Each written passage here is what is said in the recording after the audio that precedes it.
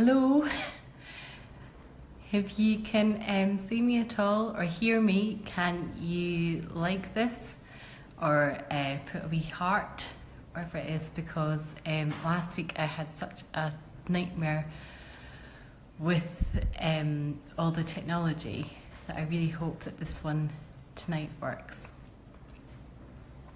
So I'm Trisha Murray. I live in Edinburgh. I've got 3 kids who have just gone to bed, so I'm hoping that they don't toddle down the stairs any moment now and come through to visit me. I'm the owner of the Birth and Baby Academy, which is a new online community for mums and dads to be, to support them to prepare for birth and parenting so that they feel calm and confident and relaxed and have a much better start to their parenting journey. Tonight, inspired by Beyonce, I want to talk all about birth choices and specifically around how to make choices and make them autonomously and look at privacy. I'd like to I really like to acknowledge the fact is that she still hasn't announced to the world what it is that she's had or when she had or how she had her babies. And I think that that's absolutely amazing in this day and age that we still don't really know. And actually the fact is that we haven't really known anything the whole time, I think has been just phenomenal that she's managed to protect her privacy in that way. And that is quite fundamental in terms of, it's quite in terms of a positive birth. One of the issues so many women have is that when we fall pregnant, and not just women and men, when we fall pregnant, we start to become under the scrutiny of everybody around us. And that includes, you know, your mum, your granny, your sister, your friend, whoever it is. Everybody's got some sort of opinion and some sort of judgment about how you're going to give birth, where you're going to give birth. You'll hear so many people sort of saying, well, you know, off you go and get that epidural. Oh, you want to have a home birth. What on earth are you doing having a home birth? Oh my goodness, why would you do that? And lots of other, or it could be, you know, you're having a hospital birth, or women who choose to have a cesarean and suddenly they're under scrutiny for choosing to have a cesarean. So I really respect her for that, and the fact is, and not just her, but all women who don't necessarily feel that they have to justify to anybody, and the fact is that they do keep all their birth choices really private. And also it means then, in a lot of ways, that you only really have yourself to please, and you're not going to have that constant voice of judgment in the back of your head. So, for example, if you choose to have a home birth and you tell everybody that that's been your choice, and then you don't end up necessarily having a home birth, you might have that voice of judgment in the back of your head that, you know, that, I don't know, like your granny or your auntie or your friend said to you, you know, what on earth are you doing having that? So it does take away a lot of that scrutiny and judgment. And also around privacy, there's so much on social media around, you know, around announcing when we give birth, and there's phones in the birth room. And probably with my clients it's not been so bad, the ones I've worked with directly, because, you know, we have had that chat about phones beforehand, because they're really interrupting to have them in that space. But I've heard stories of people posting on Instagram or Facebook about their babies,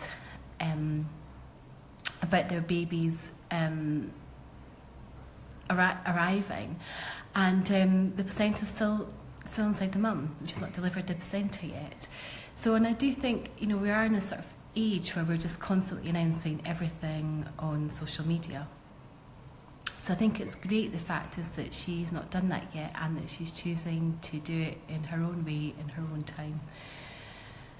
And so because of that, I've got huge respect for her. Last week we spoke all about Beyonce's choice to have a home birth. Now, I think from reading some of the reports, although we still don't really know, and we still don't really know exactly what's happened, that it could be that she's potentially had a hospital birth. So whether she was ever planning to have a home birth or whether she ended up choosing to have a hospital birth, we don't really know yet, and we don't really know what's happened.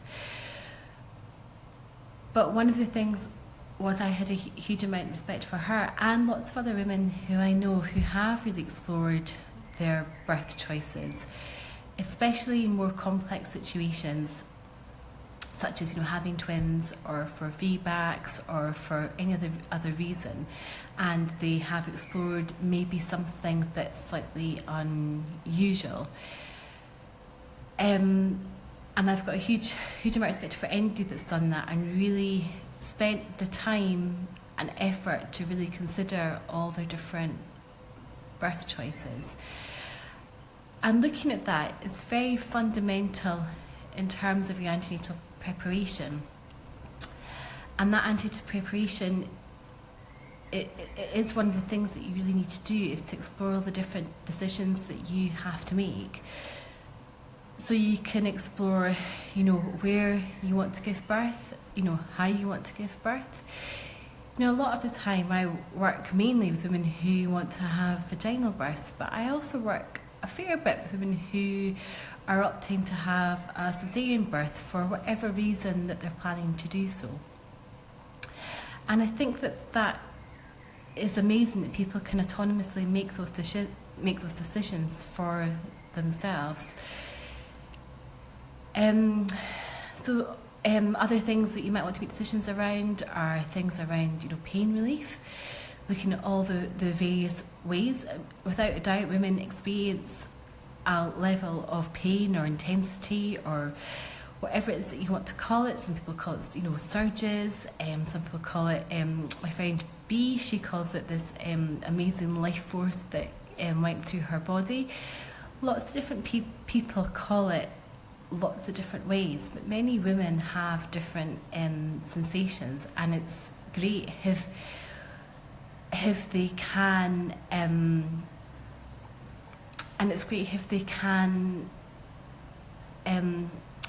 have ways to manage that. There are of course natural ways that we can manage a lot of the pain. There's sort of movement, there's breathing, there's water, there's using sort of scripts and visualization as ways to manage it. And then of course there's lots of analgesics as well that we can access too. So we're so grateful nowadays, I think, to have access to all these different ways to manage pain relief. But that is one of our birth choices, and how to make all the different one of the things to consider when you're doing your birth choices. Also, who you're going to have with you at the time of birth. A lot of people of course want their partners, and that's great if your partner is a really calming and strong influence.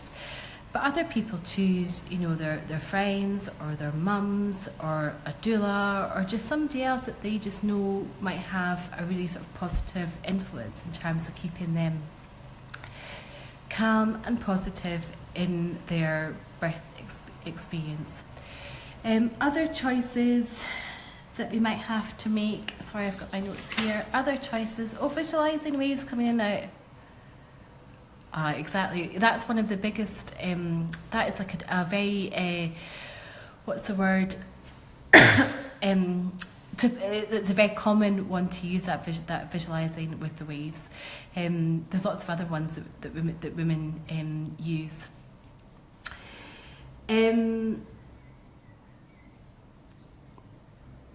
And there's lots of other things that we need to think about when making our birth choices. What happens with the placenta? Do we want immediate skin to skin? Do we want baby washed afterwards? There's all sorts of things that we need to make decisions on. But we can only do that when we start to understand birth and the primal process of birth, and how we can birth with primarily within a very sort of medically managed model, and that's one of the things that we'll talk about in a wee while about that, and about how to navigate that in terms of your birth choices. One of my favourite ways in terms of making birth choices would be using a thing called BRAINS. So it's an acronym, BRAINS, and it's looking at what the benefits, what the risks are, what the alternatives, what mother's instinct is saying, can we do nothing, and what does the science behind it say. And it's a really common tool that I use all the time with women. So when, for example, maybe they've been offered induction and they want to consider what the right thing to do is, we use that BRAINS model in terms of really, what are the benefits of induction, what are the risks of induction, what are the alternatives, what's mother's instinct saying about the right thing to do, can we do nothing, and what is the science saying. One of the things that we'll find about that is, firstly, mother's instinct is one of the strongest tools that we can use. It's never ever failed to, I've never failed yet once about mother's instinct and about how strong that is. She knows exactly what it is that she needs to do. She knows if everything's going well with the baby, but she also knows if things aren't going well with the baby. And it's never ever failed me, that mother's instincts and intuition, and about how strong that is. And then in terms of the S, going back to BRAINS, the S stands for science, and that's something that is very, very limited in a lot of parts because it's so hard to get ethical approval and funding for really solid, very strong science. So whilst we have like our protocols and guidelines which the hospitals use, sometimes some of the science behind that is actually quite either dated or else it's not necessarily high quality. It's something that you can always do, is ask your healthcare professionals to get access to the science, to find out what is behind the protocols, and that can really help you in terms of making your decisions around your birth choices. And something that I really encourage everyone to do is to do that, so that they can, when they make a choice, that they feel they've made that from a really good place, especially when they've not been sure about it. So going back to that intuition, a lot of the time when I've worked with them in postnatally, they've said, well, I thought everything was okay, but they were telling me, or somebody said to me, and they really started to doubt whatever was happening. So I think, going back to that S for science and really spending the time there to do that is is a really positive thing to do, to make sure that you feel very confident in the decision that you're making. So just in case you just joined, I'm Tricia Murray from the Birth and Baby Academy. I'm coming to you from sunny Edinburgh. If you can hear me, can you like this, and do remember to tag any of your pregnant friends in this, and feel free to comment and ask lots of questions. I like questions. I'm much better when people ask me questions than I am talking off a script. So we've been talking tonight about Beyonce and about all the things that she did last week all the things that she did in the last week in terms of protecting her privacy and why that was so important. And we've been talking a bit about birth choices and about making your birth choices. And now we're going to go on to talk about autonomy, and about how to feel that how to make those decisions independently. One of the things that I'm never surprised at is when I go and see a consultant with a woman, is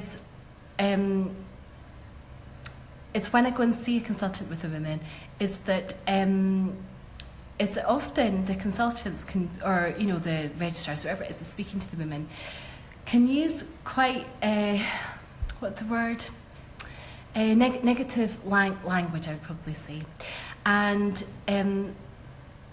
another healthcare professional. So you've got a woman who doesn't have to use the system, so it's always her choice whether she wants to go to any appointment, whether that's going to see the midwife for an antenatal appointment, whether going to see the consultant, even to step into hospital to give birth. That is her choice to do that. She does not need to do that. So it always really confuses me or bamboozles me when we go to meetings to see consultants to make different choices. So for example, we might choose, if a woman wants to go for a feedback, she might ask not to have continuous monitoring. She might choose to give birth in the water. And the same whether that's like with twins or any other sort of scenario, she might choose that. And quite often what we will hear from the medical team is, we won't allow you. We won't allow you to birth at home. We won't allow you to not have continuous monitoring. We won't allow you. And actually, we need to turn that dialogue around in its head, because actually, for the woman, she doesn't need to allow anybody to do anything to her at any point in time in that birth. And in the whole antenatal period, she doesn't need to take any of the tests, doesn't need to take any of the examinations, doesn't need to take anything. Now, I'm not suggesting for a moment that women don't do that, but I think we need to reverse how we see things in the medical system, so that women can understand that it's actually always up to them to consent to anything that's happening to them. So any appointment, any procedure, any discussion, you know, they're consenting to be part of that. And I really think that dialogue really needs to be turned around and flipped around, and how culturally we see that, because culturally for so many years it's been the medical system that's dictated to women what is happening. So a woman falls pregnant and immediately she's expected to go and see the midwife, speak to the GP, you know, start working with the midwifery team, maybe has to go and see the consultant. The moment she goes into labour, she has to phone up triage, she has to go and, you know, all of these sort of steps. And did you hear what I said? She has to. And that's very much what culturally we believe needs to happen. But actually, we need to change the terminology around that, and actually the woman chooses to. So the woman chooses to go and see the doctor. The woman chooses to go and see the midwife. The woman chooses to go and see the consultant. The woman chooses to birth in the hospital. The woman chooses. She is absolutely autonomous in all of these choices, and that's the way that we need to start seeing this. And going back to all the different birth choices that we started talking about earlier, it's up to the woman to choose all the different things that she wants to have. So what's this, Kay? Next time I'll be refusing to have cervical. Yeah, totally. Absolutely. Well, so I'm just going to say, it says, do you think I'll get resistance against this at the hospital? They can be funny about cervical checks, because one of the things around cervical checks is they see that as an indicator about how far along you are in your labour. So they're really keen to do the cervical checks. But actually, what we know about cervical checks is that they don't tell us anything, that they are not a crystal ball, that they can be an indicator, but they're not a crystal ball in terms of how quickly women's going to go into labour, or how quickly, or you know, how long. So I've been in the hospital with women who have been 2 centimetres dilated, and 2 hours later they've given birth. I've also been in hospital with women who've been 2 centimetres later, and it's been 2 centimetres dilated, and it's been 12 hours till they give birth. It's absolutely no, there's very, very, very little information we really get from it. And actually what it does to the women is exactly what you said below, is it's very, very, very painful. Women start to tense up, they start to feel really agitated. It stops the whole birth, because suddenly a woman feels under threat because this really painful things happen to them. And women, and I think you're probably one of them by listening to how you've spoken about your birth before, that women can quite often handle the intensity of the contractions or surges, or whatever you want to call it, but they can't handle the pain of a cervical exam, because it's so painful, and you know, it's completely different, and it stops their rhythm. And in terms of, do you think you get resistance? Well, if it's in your birth plan, really nobody should ever force you to do it, especially in a non-emergency situation. you don't ever need to say yes to a vaginal exam ever, because fundamentally it's your body and nobody can ever make you do anything.